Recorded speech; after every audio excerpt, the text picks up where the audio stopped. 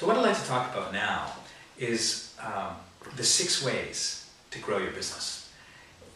After working with hundreds now of professional service businesses over the last 15 years, what we found is really business comes down to 6 levers. If you think about these levers as almost pulling different levers on an instrument panel, or sliding different levers up a panel for sound, or for graphics. That's how you organize your thinking when it comes to improving your business. The first lever, okay, the one over here, is increasing the number of inquiries you get. So that's the first thing you got to think about. If I want to grow my business, one of the first things I should think about is increasing the number of people that contact my business. How do you do that? Well, you do that by marketing. You do that by putting up a website that converts visitors into people who fill in forms or who pick up the phone and call you. You do that by having SEO, by attracting people to visit that website. You do that by having a paid search campaign so that your paid search ads appear when people are searching for the things that you sell. You do that by having social media. You do that by having good word of mouth. You do that by spreading the word and getting people to refer people to your business because your customer service is so good. So those are ways that you can generate more inquiries to your business. Now, that's one lever, and that's important. But the second lever is about turning those inquiries into consultations. So that lever is how many first consultations you have. And the part that makes the difference between the number of inquiries and the number of consultations is the conversion rate. And it's working on that conversion rate in order to get more inquiries to turn into more consultations. That's the second lever. So the second lever involves training, specifically in getting more people who call your business to come into your business or having meetings with those people. And that usually involves focusing on training. And it's specifically training around the telephone, because most of the people that are going to be inquiring into your business are probably not going to buy things over the internet, okay? And they're probably not just going to walk in to your place of business and say, I'm interested in buying something. Instead, what they'll do, like you and I might do, is you pick up the phone and call somebody. You're trying to decide, is it worth me spending my time working with this person? Getting into understanding what their products are about, understanding how their service differs from the services available by your competitors. So they'll pick up the phone and call you. And so really, the second lever is all about making that person who phones convinced that you're the right person to do business with them. And you do that with telephone training. The third lever in your business is the number of new clients you have. So how do you get more clients? Well, it all begins at getting more contacts, getting more inquiries. It continues by getting more consultations and appointments from those inquiries. And then it's about converting those consultations or appointments into clients. And where does that happen? Well, it typically happens at a face-to-face meeting. Most complex sales, most sales involving a professional service, tend to happen, the decision tends to happen when you're face-to-face. So it's a personal selling situation. And how do you improve that? How do you make more people who visit you and who you have appointments with and turn more of those people into clients? Personal sales training.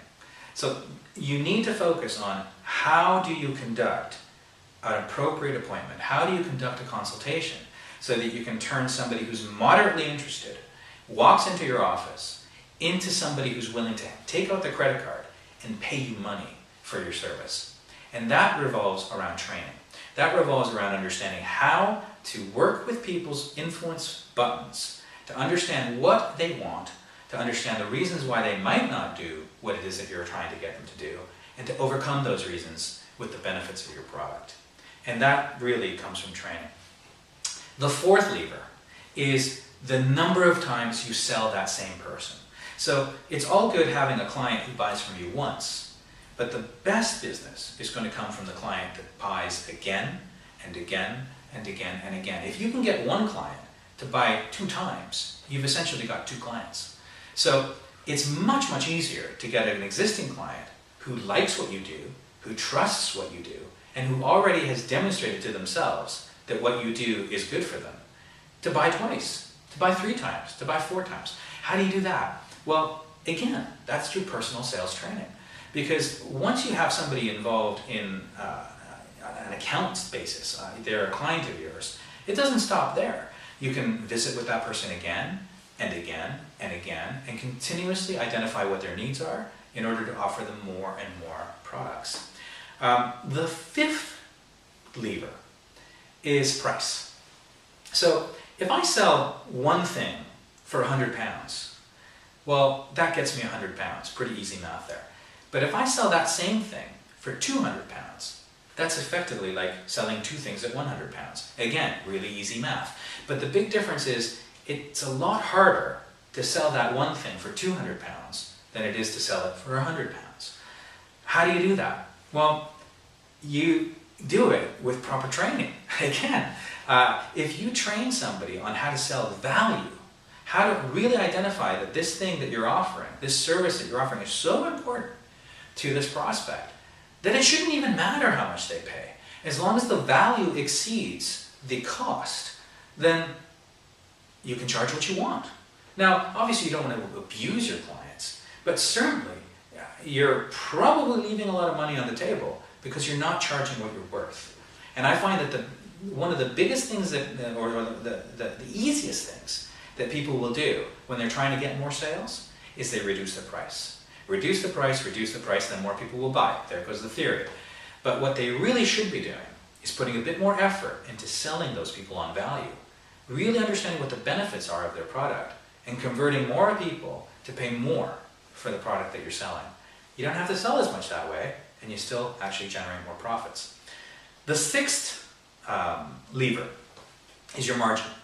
So every product or service has a price, and it's a percentage of that price, a portion of that price, is your margin. That margin goes directly to profit. The rest of it goes to pay costs. So that's when you start thinking about cutting costs, about reducing the amount of money that's being spent. Now, where does most of the money in any business go? Okay, I'll tell you. Number 1, facilities, right? Rent, putting a roof over the head. Number 2, staff, right? Paying people to work for you. And number 3, typically, marketing. Now, you can't do much about the roof. You need the place, yeah? And if business goes down, you're not going to have less space. You're not going to get rid of some of your space. It's not typically very feasible. You can't do much about the headcount because you're not going to fire people just because business is low for a little while. Sometimes you can't. But what you can do a lot of is the marketing. Now, if I'm spending a lot of money on marketing, it really behooves me to make sure that I capitalize on that expenditure. How do I do that? By increasing my conversion rates. How do I do that? By telephone sales training, by personal sales training.